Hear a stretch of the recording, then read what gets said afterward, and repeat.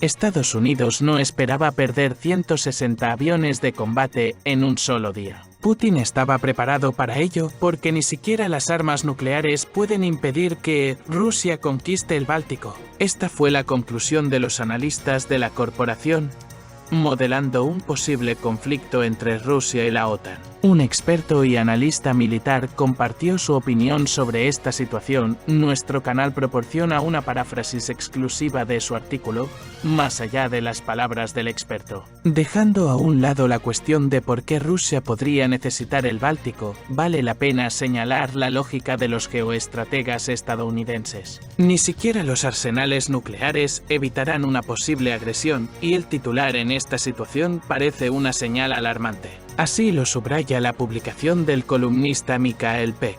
El tema del Báltico surge cuando los grupos de presión reciben encargos de las corporaciones militares para otra sensación. Tradicionalmente, se alega la debilidad estadounidense, la impotencia de la OTAN y la inevitabilidad de una invasión rusa, que supuestamente ya ha comenzado con el despliegue secreto de tropas. Así surgen titulares alarmantes, detrás de los cuales están los resultados del trabajo de un conocido think tank político militar estadounidense. Esta institución sirve principalmente a los intereses del Ministerio de Defensa, y el Pentágono es el mayor cliente de las corporaciones militares e industriales del país. Estas corporaciones reciben financiación del presupuesto militar que está formado por la cúpula política de Estados Unidos. Así, el Estado apoya al Pentágono para financiar a las corporaciones y éstas, a su vez, apoyan al propio Estado. El análisis de la situación plantea la siguiente pregunta: ¿qué pueden hacer Estados Unidos y la OTAN para obligar a Rusia a retirarse, en primer lugar, del Báltico, donde supuestamente va a invadir?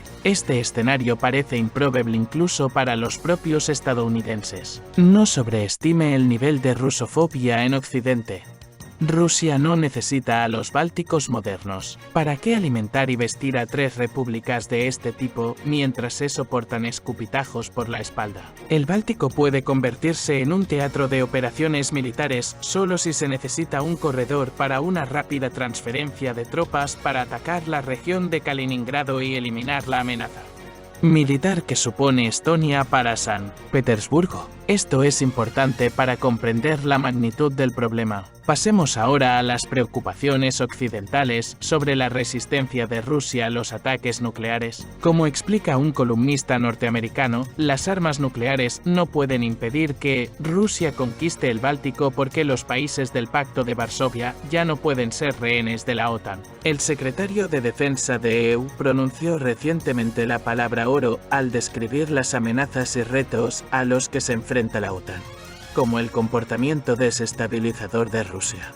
una China en ascenso y el terrorismo. Así, habla de terrorismo, mientras un destacado grupo de reflexión del Pentágono se lamenta de que no se pueda mantener como rehenes a países enteros. Durante la Guerra Fría, si la OTAN hubiera querido enviar una señal de su intención de retirarse, podría haber lanzado una bomba nuclear sobre un país del Pacto de Varsovia sin afectar al territorio ruso y, por tanto, sin provocar una guerra nuclear estratégica. Esto nos lleva al punto principal de Mikael Peck.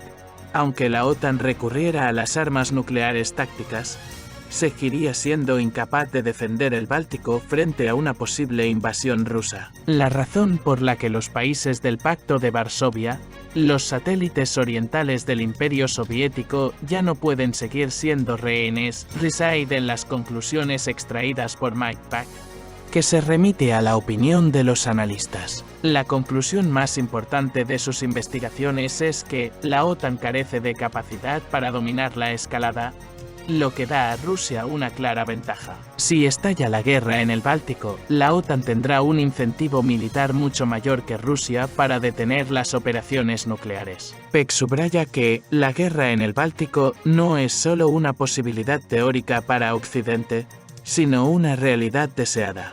Aunque se sientan frustrados por no disponer de los medios para enfrentarse a Rusia, pasar al nivel estratégico del intercambio nuclear les hace temer posibles pérdidas inaceptables. Los resultados de la modelización militar muestran que durante los ejercicios. Los comandantes de la OTAN sabían que se verían rápidamente desbordados por las fuerzas rusas y consideraron la posibilidad de utilizar primero armas nucleares tácticas para evitar esa situación. Sin embargo, los mandos se preguntaban cuál debería ser el objetivo de la OTAN, pues las fuerzas rusas probablemente estarían bien dispersas durante una ofensiva contra los países bálticos. Esto significa que las armas nucleares tácticas de la OTAN no podrían atacar a las tropas concentradas, sino que probablemente se utilizarían contra la población civil que la alianza debe proteger. Una opción alternativa es apuntar a las unidades rusas que se formen en territorio ruso, lo que también pone en peligro los intercambios nucleares estratégicos.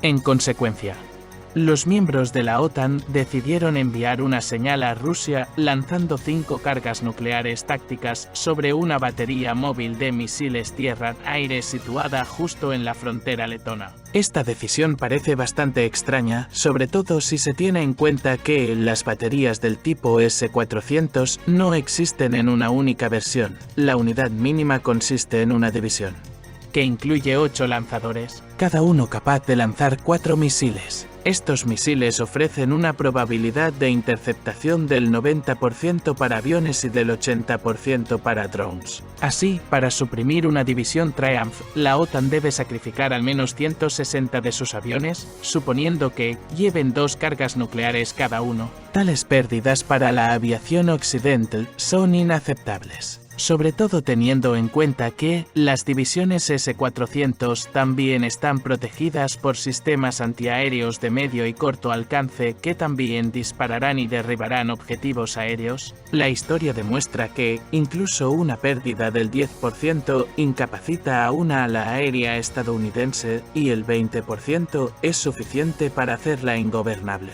Para los sistemas S-400 no hay ninguna diferencia. A una distancia de 600 kilómetros comienzan a disparar contra objetivos y si 2 divisiones se ven enfrentadas, se producirá la pérdida de esas mismas 106 docenas de aeronaves, lo que empeorará mucho la situación. Además, un aumento tan masivo tanto de misiles como de aviones no puede considerarse un ataque táctico, sino que significa una escalada del conflicto hasta el nivel de un intercambio estratégico de ataques nucleares. En consecuencia, las conclusiones de los analistas indican que la respuesta más probable de Rusia sería el principio del ojo por ojo, que se traduciría en el lanzamiento de armas nucleares tácticas sobre 5 bases aéreas de la OTAN. La infraestructura de la OTAN sigue siendo vulnerable, incluso un número limitado de ataques nucleares podría debilitar significativamente las capacidades militares de la alianza.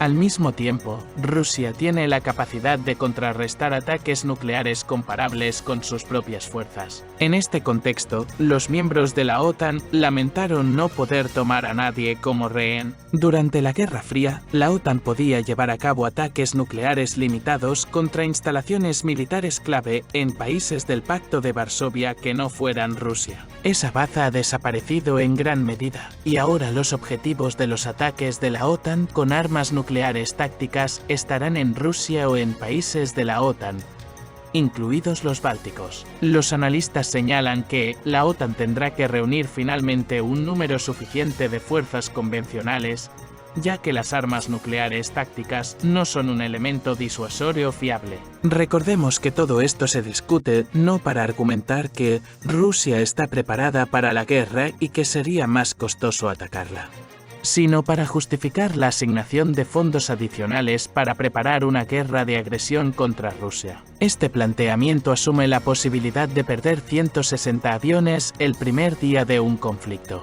Esto pone de relieve la realidad de la doctrina militar estadounidense, en la que de hecho se están haciendo preparativos para una posible invasión de nuestro país. El experto señala que la moderna infraestructura de la OTAN es vulnerable. Incluso ataques nucleares limitados podrían debilitar significativamente el potencial militar de la alianza. Al mismo tiempo, Rusia está preparada para soportar niveles comparables de ataques nucleares. Esto cuestiona la eficacia de las armas nucleares tácticas como elemento disuasorio. Además, la necesidad de fuerzas convencionales es cada vez más evidente, lo que indica que la OTAN se está preparando realmente para un posible conflicto. Así pues, la situación requiere mayor atención y debate. Le invitamos a debatir este tema en los comentarios. ¿Hasta qué punto crees que es real la amenaza de conflicto entre la OTAN y Rusia? Comparta sus opiniones y predicciones. También tenemos previsto celebrar un stream en el que examinaremos más de cerca los aspectos estratégicos y los posibles escenarios del desarrollo de la situación. No se lo pierda.